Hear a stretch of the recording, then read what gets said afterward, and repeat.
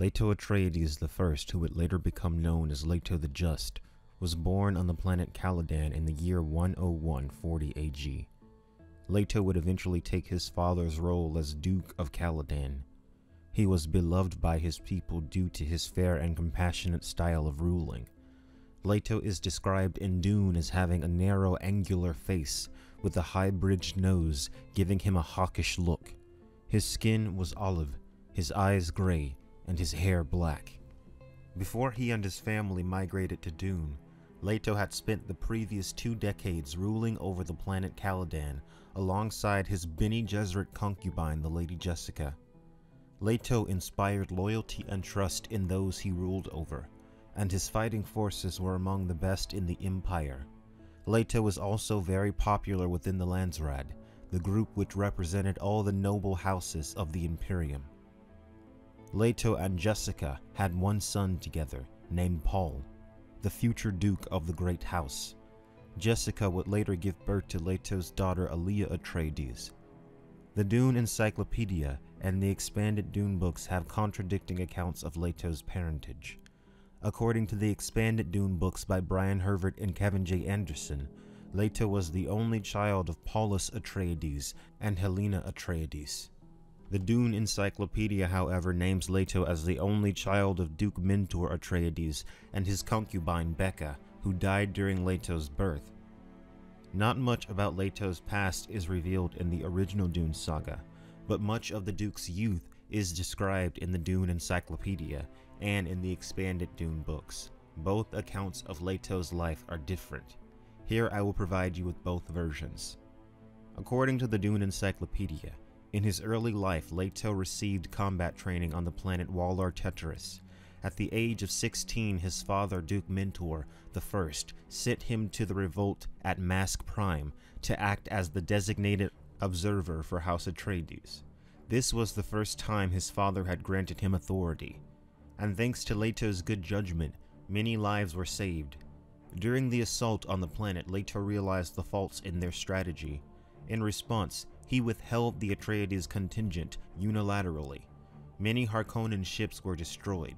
Leto's siege tactics and sabotage had worked excellently. Because of Leto's actions then, the Atreides forces were some of the only survivors of the event. After this point, Leto has won the immediate loyalty of the men of the Atreides forces. His great judgment and leadership had saved them. In 10163 AG, Duke Mentor was killed in a bullfight. At this point, Leto was still in the midst of his military training, led by Thufir Hawat. Leto had also been trained as a matador and demanded the right to avenge his father. He proved his bravery and gained the support of the people of Caladan when he killed the bull with his father's sword. Early in Leto's dukedom, he was forced to deal with a mutiny within his own forces that occurred on the planet Pinksco. The troops had taken their own officers as prisoners. Rather than reacting with immediate force, Leto carefully considered the situation and realized that the grievances of the troops were justifiable. He cemented the loyalty of his troops by ensuring to them that their concerns would be dealt with. Leto's handling of the mutiny is a great example of his strength as a leader. Leto continued to succeed in his military ventures and would eventually make a name for himself over the next 20 years. In 10175 AG, the Lady Jessica was brought to the Duke to be his concubine. She had been purchased from the Bene Gesserit school. Leto gave Jessica privileges that would never be given to other concubines in the Imperium. 5 months later, the Lady Jessica was pregnant with Paul Atreides. Leto went out of his way to provide the best education and training for his son.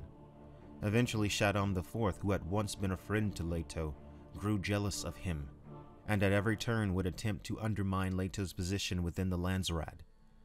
The Emperor eventually realized that Leto's extremely loyal troops were on a path to become superior to his own forces. Leto would be too powerful and a threat to the throne. This, of course, led the Emperor to conspiring with the Baron Harkonnen in Dune.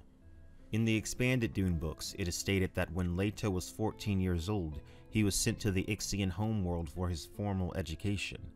There he befriended the sons of House Vernus, who currently reigned on Ix. Over the course of his schooling, Leto endured many hours of intense mental and physical training. During his time on Ix, Leto came to see the discontent that the subboids had for their leaders. The subboids were the poor class on Ix. They did not like that the Ixian government experimented with technologies that potentially broke the Butlerian Jihad. When the subboids revolted during the Tleilaxu invasion, Leto and the Vernus sons barely escaped the planet alive. Leto becomes Duke sometime after this when his father is killed by a bull. During his time as Duke, Leto had come to be known as an honest man who spoke his mind. He defended House Vernus in front of the Landsraad, and many of its members were struck by his honesty. Leto would face a Harkonnen ambush in which they used a no-ship to destroy a vessel. They made it appear as though the Duke's vessel had done the deed. Before he would return to Caladan, Leto would travel to the planet Kaitain to face the Tleilaxu who accused him in front of the entire Empire. The soon-to-be Emperor Shaddam Corrino IV vouched for Leto, citing that his reputation was impeccable. He encouraged the rest of the Landsraad to confirm Leto's innocence. Behind the scenes, the Bene Gesserit sisterhood had manipulated Shaddam into leaving House Atreides intact. After returning to Caladan, Leto would eventually fall in love with Jessica, a Bene Gesserit. She was given the title Lady after entering the Atreides household. In the original Dune novels, Duke Leto moves his entire household, including Jessica and Paul, to the planet Arrakis to take up the fiefdom of the planet in 10191 AG. It is on Arrakis that the Duke would meet his end at the hand of the Baron Harkonnen, who had been working along with Shaddam IV to destroy Leto. Leto's last thoughts are, "The flesh the day shapes, and the day the flesh shapes." Leto I was noble and capable, but ultimately a doomed man.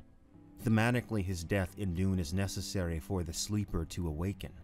Leto's death provides Paul with a motivation to bring down the Harkonnens and avenge House Atreides.